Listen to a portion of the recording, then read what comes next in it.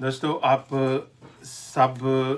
दोस्तों को Khalid Bashir solicitor warm welcome कहता है। उम्मीद है आप सब अपने घरों में खैर आफियत से होंगे और अब स्लोली आप अपने कामों पे जाने के लिए प्लानिंग कर रहे होंगे। आज इस वीडियो में जो मैं ख़ास तौर पे बात करूँगा वो ये है कि पिछले कुछ वीक्स में जब से ये कोविड-19 पेंडेमिक का ये क्राइसिस शुरू हुआ है, इसमें होम ऑफिस में बहुत इम्पोर्टेंट चेंजेस आई हैं।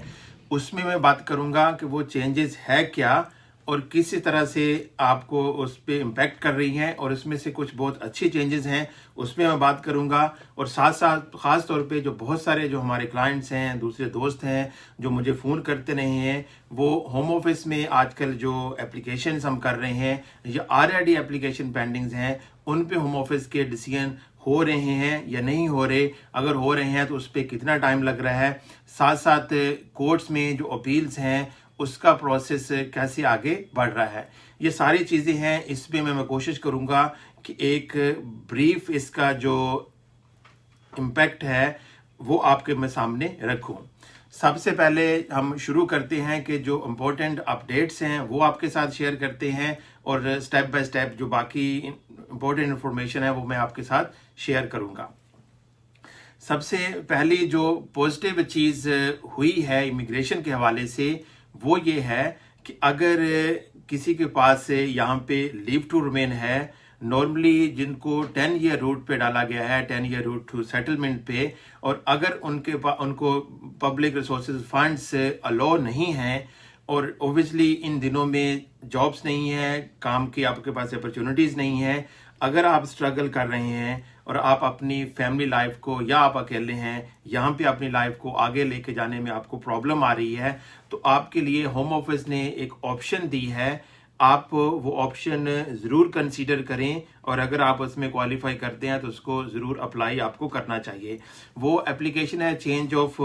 Condition applications. आप होम ऑफिस को एप्लीकेशन कर सकते हैं। वो एप्लीकेशन कोई ज़्यादा कॉम्प्लिकेटेड एप्लीकेशन नहीं है। अगर आप खुद भी करना चाहें तो आप खुद उसको मैनेज कर सकते हैं तो खुद कर लें। अदरवाइज अगर आप किसी सॉलिसिटर के थ्रू जाना चाहते हैं, हमारे थ्रू जाना चाहते हैं, तो आप हमसे भी कांटेक्ट कर सकते हैं। इसमें हम आपको हेल्प करेंगे। अगर आप इसको प्रॉपर करते हैं तो लाइकली और चांसेस ये हैं कि अगर आपको यहाँ पे जो पब्लिक बेनिफिट्स हैं वो अगर आपको अलो होते हैं तो इससे ये जो क्राइसिस की सिचुएशन है इसमें आपको काफ़ी हेल्प हो सकती है। ख़ास तौर पे जिनके साथ बच्चे हैं और वो स्ट्रगल कर रहे हैं और जिनके पास जॉब नहीं है, तो वो इस एप्लीकेशन को ज़रूर कंसीडर करें। ये एक अच्छी ऑप्शन है। साथ जो दूसरी एक अच्छी चीज़ हुई है वो ये है कि जो हमारे डॉक्टर्स हैं, नर्सेस हैं, पैरामेडिक्स हैं, जो ओबियसली इस क्राइसिस में हमारी फ्रंट लाइन वो सोल्जर्स हैं, उनकी अगर कोई लीव टू रिमेन एक्सपायर होने जा रही है 31 अक्टूबर 2020 इस साल तक, तो उनकी जो लीव टू रिमेन होगी वो ऑटोमेटिकली एक्सटेंड होगी। उनको होम ऑफिस की फ़ीस, इमिग्रेशन हेल्थ सर्विस की फ़ीस पे करने की ज़रूरत नहीं होगी। साथ साथ जो उसके डिपेंडेंट फैमिली मेम्बर्स हैं, उनकी स्पोर्ट्स हैं, साथ साथ उनके बच्चे हैं जिनकी एज 18 साल से कम है, तो उन सब की जो एक्सटेंशंस हैं वो बगैर होम ऑफिस की फ़ीस के एक्सटेंड हो जाएंगी। ये एक और अच्छी चीज़ है। और साथ साथ जो अभी नर्सेज का कोर्सेज कर रहे हैं, स्टूडेंट्स हैं या यहाँ पे डॉक्टर्स का कोर्स कर रहे हैं, उनको भी यहाँ पे जो काम की रिस्ट्रिक्शन थी कि अब वो रिस्ट्रिक्शन जो है वो भी रिमूव हुई है और वो भी अनलिमिटेड आवर्स के लिए वो काम कर सकते हैं। तो ये एक और अच्छी चीज़ हुई है। तीसरी चीज़ ये है कि जो बहुत सारे जो क्लाइंट्स हैं जिनको रिपोर्टिंग्स पे होम ऑफिस बुलाता था और वो रेगुलरली 2 वीक के बाद, 4 वीक के बाद, या some clients after 6 month reporting पे जाते थे, तो उनको ऑलमोस्ट सभी लोगों को होम ऑफिस ने मैसेजेस किए हैं, ईमेल की है, या कुछ को फ़ोन करके बताया है कि अभी उनकी जो रिपोर्टिंग है टेम्परेली सस्पेंड कर रहे हैं। मकसद यह है कि अभी रिपोर्टिंग पे इन पर्सन जाने की ज़रूरत नहीं है। तो आप जब तक होम ऑफिस का कोई फर्दर आपको लेटर नहीं आता या आपके सॉलिसिटर के थ्रू आपको इन्फॉर्म नहीं किया जाता, तो अगर आप रिपोर्टिंग पे नहीं जा रहे तो इससे जो आपकी इमिग्रेशन हिस्ट्री है उस पर कोई इम्पैक्ट नहीं पड़ेगा। होम ऑफिस नॉर्मली जो उनके जो जो रिपोर्टिंग सेंटर्स के जो सारे केस वर्कर्स हैं वो जो भी रिपोर्टिंग पे आ रहा है सबके साथ कांटेक्ट में है। अगर आपको कोई इस तरह का मैसेज नहीं आया तो आप बिल्कुल होम ऑफिस पे कांटेक्ट करके जो आपका रिपोर्टिंग सेंटर है वहां से अपडेट ले सकते हैं या आप अपने सोलिसिटर से बात कर सकते हैं। अभी तक ऑलमोस्ट कोई भी रिपोर्टिंग पे जो है उनको अभी होम ऑफिस नहीं बुला रहा। तो ये भी एक अच्छी थी, जो रिपोर्टिंग पे जा रहे हैं वो इसको अपने माइंड में रखें। साथ साथ एक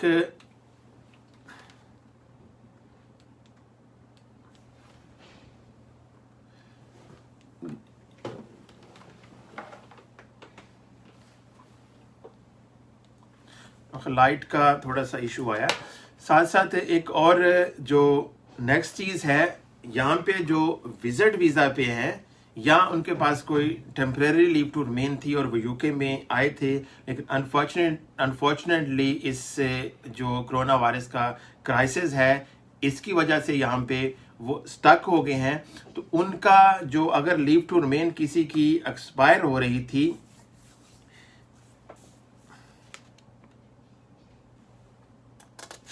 24 जनवरी से बाद में, तो उनकी के लिए भी होम ऑफिस ने बहुत ज़्यादा उनको भी फैसिलिटेट किया है और उसके लिए भी एक ईमेल दी है। अगर आप उस ईमेल पे करके अपनी जो लीव टू रिमेन है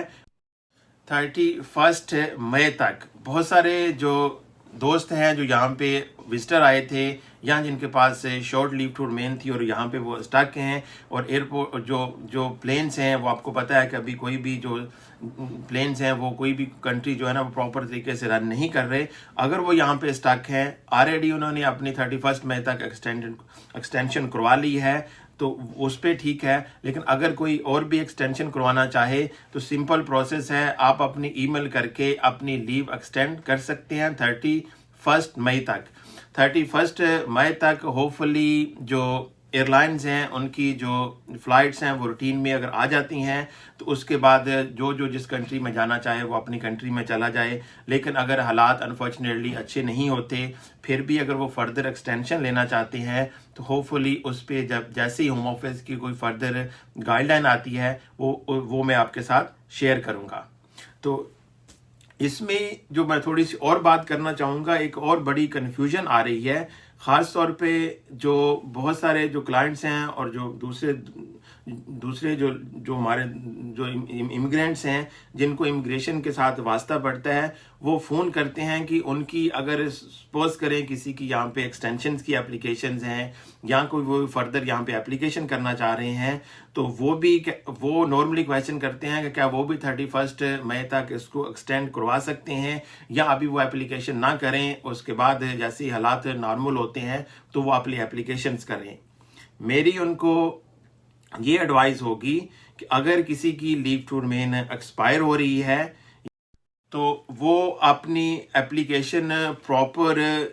अपनी लीव टू रिमेन एक्सपायर होने से पहले करे, क्योंकि अगर इसमें ये जो इससे मैंने पहले बात की है कि 31 मई तक जिनकी लीव टू रिमेन एक्सटेंड करवा रहे हैं वो विजिटर वीजा पे हैं जिस पे आप ईमेल करते हैं और नॉर्मली उसमें आपको फर्दर लीव टू रिमेन मिल जाती है। लेकिन अगर जो रूटीन्स की एप्लीकेशंस हैं जिसमें आपकी प्रॉपर आपको यहाँ पे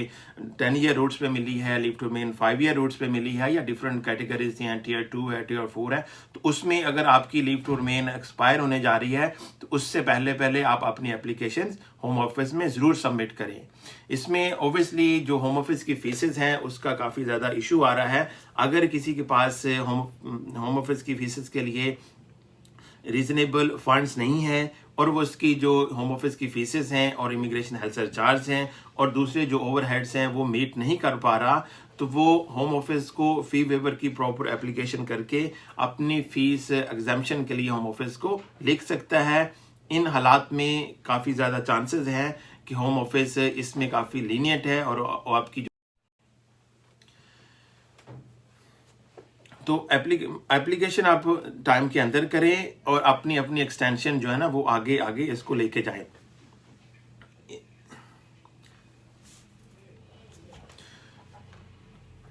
और जो इसमें एक और जो इम्पोर्टेंट पॉइंट मैंने आपके साथ डिस्कस करना था वो ये है कि होम ऑफिस में जो बहुत सारे दोस्त भी पूछते हैं कि होम ऑफिस आजकल जो होम ऑफिस में पेंडिंग एप्लीकेशंस हैं या मैटर्स हैं उस पर कोई होम ऑफिस डिसीजन ले रहा है या नहीं ले रहा। तो जितनी हमने ये जब ऑफिस जो हमने अपने ऑफिस बंद किए थे और उसके बाद जो ऑब्वियसली हम घर से काम कर रहे थे, तो इससे पहले पहले जितनी हमने होम ऑफिस में एप्लीकेशंस की थी वो इससे पहले जैसी रूटीन में होम ऑफिस अपने डिसीजन ले रहा था वो इसी क्राइसिस में भी होम ऑफिस अपने डिसीजन लेता रहा है। हमें बहुत सारी अपनी एप्लीकेशंस के डिसीजन भी मिले हैं, बायोमेट्रिक कार्ड्स भी मिले हैं, और इस तरह से जो हमारी अपील्स थी जिनकी हेयरिंग हो गई थी उनकी होम ऑफिस की जो कोर्ट की डिटर्मिनेशंस हैं वो भी हमें इसमें मिली हैं।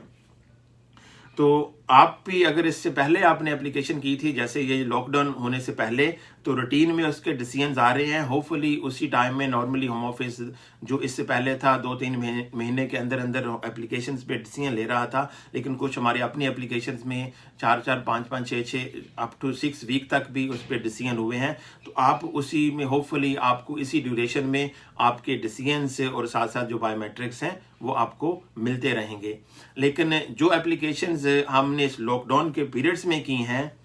उस पे अभी तक हमें होम ऑफिस की तरफ से कोई उस पे डिसीजन या बायोमेट्रिक्स का कार्ड्स वगैरह हमें नहीं मिले। ऑब्वियसली जितनी हम एप्लीकेशंस कर रहे हैं, एप्लीकेशन आप प्रॉपर सबमिट कर सकते हैं, लेकिन जो बायोमेट्रिक का जो प्रोसेस है वो होम ऑफिस अभी नहीं कर रहा। उसको ऑब्वियसली बाद में अपडेट करेंगे कि जो बायोमेट्रिक का प्रोसेस है वो किस तरह से लेके उसको आगे जाना है। तो इसलिए जो इस तरह की एप्लीकेशंस हैं जिसमें बायोमेट्रिक से नहीं हुए तो उस पर ऑब्वियसली अभी होम ऑफिस कोई कार्ड इशू नहीं कर रहा। साथ जो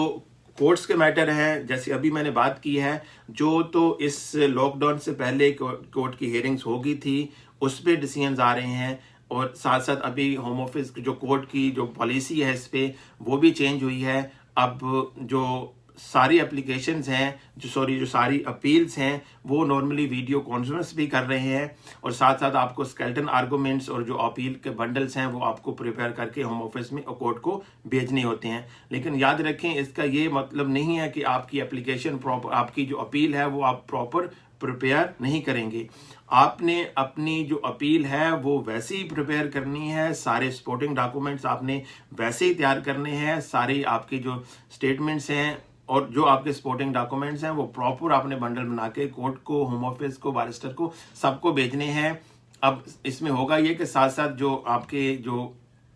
साथ आपके स्केलेटन आर्गूमेंट जाएंगे, वो आपके सोलिसिटर या आपका जो बारिस्टर इसमें इंस्ट्रक्ट होगा वो ड्राफ्ट करके कोर्ट को भेजेंगे। और इसके बाद अगर आप इस पे स्काइप पे आपकी जो हियरिंग है वो कोर्ट फिक्स करती है तो फिर आपकी जो घर से या जो भी इसमें जो प्लेस वो एलोकेट होगी वहां पे जाके आपकी वीडियो कॉन्फ्रेंस होगी। तो अभी जब तक फर्दर डायरेक्शंस नहीं आती इन दिनों में अगर जो भी आप अपील कर रहे हैं तो वो नॉर्मली इसी प्रोसेस के थ्रू आप अपील को फर्दर फॉलो कर सकते हैं। आपका डिसीजन आता है, आपने उसको अपील करनी है तो वो तो आप ऑनलाइन आप अपनी अपील लॉन्च कर सकते हैं, उसमें आपको ऑनलाइन कंफर्मेशन भी साथ मिल जाएगी। तो इसमें अभी कहने का मकसद ये है कि सारे काम वैसे चल रहे हैं, थोड़ा सा जो इसका वे ऑफ एक्शन है वो थोड़ा सा चेंज हुआ है। तो आप अपने जो एप्लीकेशंस हैं या अपील्स हैं उसको उसी तरह से परस्यू करें जैसे कि इस लॉकडाउन से पहले आप कर रहे थे। साथ अब जो असाइलम के हैं उस पर मैं थोड़ी सी बात करूंगा। असाइलम के जो मैटर्स हैं वो क्योंकि अब कोर्ट जो है इन पर्सन से जो किसी क्लाइंट्स को वो अटेंड नहीं कर रहे, तो नॉर्मली जो हमारे असाइलम के जो पेंडिंग मैटर्स हैं वो सारे के सारे अब आगे एडजर्न हो रहे हैं। जो एक स्पेसिफिक टाइम नॉर्मली 6 मंथ का होम ऑफिस टाइम देता था कि जिसके अंदर जो असाइलम के मैटर्स हैं उसको डिसाइड करेंगे, तो अब कुछ मैटर ऐसे भी हमारे असाइलम के हैं जो ओबियसली 6 मंथ से आगे जा रहे हैं और उसमें होम ऑफिस ईमेल्स डाल रहा है को उसको with in time home office complete नहीं कर सकता। तो उसके बाद फर्दर वो नोटिस देंगे कि कब आपका सब्सटेंटिव इंटरव्यू होगा। लेकिन अगर आप अपना असाइलम क्लेम करना चाहते हैं तो वो आप असाइलम अब भी हो रहे हैं, अब अपना असाइलम क्लेम कर सकते हैं। साथ साथ जो इसमें एक और